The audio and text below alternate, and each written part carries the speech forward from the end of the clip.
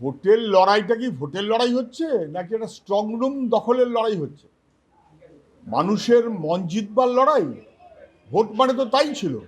আর এখন দাঁড়িয়ে গেছে ইভিএম, ব্যালট বাক্স, স্ট্রং রুম, কারচুপি আর কোথাও যেন হাইজ্যাক করার মতন মনোভাব।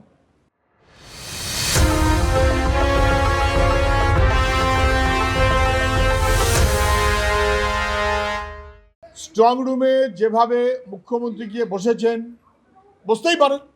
স্ট্রং রুমে তাকে কেন্দ্র করে ভেতরে বাইরে একটা ধুন্ধুমার কাণ্ড, খুবই দুর্ভাগ্যজনক।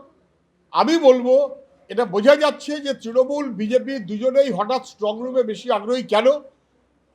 অন্যান্য রাজ্যে আমরা দেখেছি বিজেপি কিভাবে ভোট দখল করেছে, এ রাজ্যে আমরা দেখেছি তৃণমূল কিভাবে ভোট দখল করেছে। আমাদের কর্মীদের বলবো সতর্ক থাকুন। ওরা কিন্তু ভোটে জিততে না পারলে সবসময়তেই দখল করার চেষ্টা করে ইভিএম এবং স্ট্রং রুম। এক্ষেত্রেও সেই প্রচেষ্টা হচ্ছে। মানুষের রায়ে যা ফলাফল, সেই ফলাফলকে উল্টে দেবার একটা প্রচেষ্টা বিজেপি তৃণমূল উভয় পক্ষেরই আছে। বামপন্থীদের ভোট বাড়বে এবং তাতে বিজেপি তৃণমূল শঙ্কিত হয়ে যাচ্ছে। আমাদের কর্মীদের বলবো সতর্ক থাকুন, এমনকি গণনা কেন্দ্রে।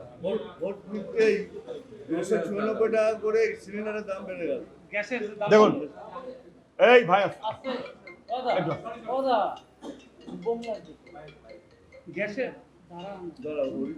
দাঁড়াও, ঠিক আছে। দেখুন, ভোট শেষ হতে না হতেই বাণিজ্যিক গ্যাসের দাম বেড়ে গেল প্রায় 30%। ভাবা যায় না, প্রতারণা হলো।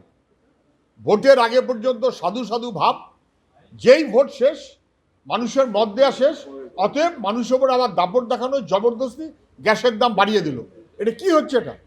এটা কার্যত মানুষকে প্রতারণা করা হচ্ছে। আইপ্যাকের মাথা তাকে গ্রেপ্তার করলো, এক সপ্তাহের মধ্যেই প্রথম দিনে জামিন পেল না, যেই ভোট শেষ অমনি জামিন পেয়ে গেল। ইডির কোনো আপত্তি নেই। তাহলে ইডি লোক দেখানো কারবার করছে। গ্যাসের দাম সহ মানুষের উপর আক্রমণ, একভাবে ভোটের আগে একরকম, ভোটের পরে আরেক রকম। মানুষকে প্রতারণা করার দুটো ছক কালকে একদিনে ধরা পড়ে গেছে। এক, গ্যাসের দাম বৃদ্ধি, আর দুই, আইপ্যাকের কর্তার জামিন খারিজ হয়ে গেছিল, জামিনটা হয়ে গেল। এতে বোঝা যায় যে মানুষকে কোনো গুরুত্ব না দিয়ে প্রতারিত করবার মতন করে দিল্লিওয়ালারা চলছে। বিজেপি পরিষ্কার। দক্ষিণ 24 পরগনার বুথে 15টি বুথে বুথ রিপলিং ক্যাম্পেইনিং এর অভিযোগ দিয়েছে, অ্যানাউন্স করেছে। দেখুন, আমাদের রাজ্যে 15টা বুথে রিপোলিংয়ের জন্য অর্ডার দিয়েছে নির্বাচন কমিশন। সম্ভবত সবকটাই দক্ষিণ 24 পরগনায়, এরকম আরও আছে। হ্যাঁ, দক্ষিণ 24 পরগনাতে বেশি, কোনো সন্দেহ নেই। ওটা তো কি বলে, দাবাং বনাং পুষ্পা। কি করছিলেন? দাবাং না পুষ্পা, এর লড়াই। ভোটের লড়াইটাকে যদি দাবাং বনাং পুষ্পার লড়াইতে নিয়ে যায়, তখন মানুষের গণতন্ত্র তাকে হরণ করা হয়। এখন 15টা বুথে রিপোলিং, তাতে কি সমাধান হবে আমি জানি না। ভোট তো ওখানে হয়নি, সবাই বোঝেন। ফলতাতে ভোট হয়নি, সবাই বোঝেন। ওটা দাবাং বনাং পুষ্পা, একটা লড়াই ভাব হয়েছে। ভোটের লড়াইটা কি ভোটের লড়াই হচ্ছে নাকি একটা স্ট্রং রুম দখলের লড়াই হচ্ছে? মানুষের মন জিতবার লড়াই। ভোট মানে তো তাই ছিল। আর এখন দাঁড়িয়ে গেছে ইভিএম, ব্যালট বাক্স, স্ট্রং রুম, কারচুপি আর কোথাও যেন হাইজ্যাক করার মতন মনোভাব। এটা তো বিজেপির দিক থেকে যেমন, তৃণমূলের দিক থেকেও তেমন। তৃণমূল নেত্রী এখন গিয়ে ঘন্টার পর ঘন্টা বসে আছেন। কেন? কারণ উনি হাইজ্যাক যাতে না হয়। তাহলে উনি জানেন যে হাইজ্যাক করা যায়। এর আগে নির্বাচনগুলোতে উনি হাইজ্যাক করেছেন, তো সেই কারণে উনি জানেন যে হাইজ্যাক করা যায়। এখন উনি যেটা করেন সেই একই জিনিস বিজেপি করতে যাচ্ছে, সেই কারণে কি লড়াই? পশ্চিমবাংলায় পঞ্চায়েত নির্বাচন, রাজ্য নির্বাচন কমিশন, তো তখনও কি এই একই হাইজ্যাক হয়েছে? এই প্রশ্ন তো আমরা বারবার করেছিলাম।